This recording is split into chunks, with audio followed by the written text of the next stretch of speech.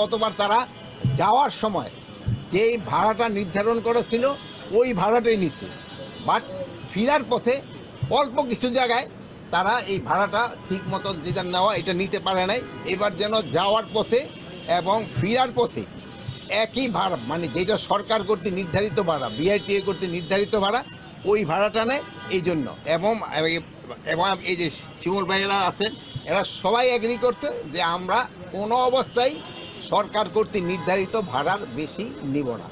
আর একটা আমরা তাদের অনুরোধ করছি যে আপনারা জানেন যে এই ইসের সময়, এই মৌসুমির সময় অনেক সময় ভালো ড্রাইভার না রেখে মানে যারা কম ট্রেনিং প্রাপ্ত এদেরও আপনারা তারা ইসে বাসে চালানো দিয়ে এই সব কিছু করতে গেলে অনেক সময় অ্যাক্সিডেন্টের একটা থাকে, এটা যেন তারা না করে। এই জন্য তারা বলছে যে আমরা এটাও করবো না।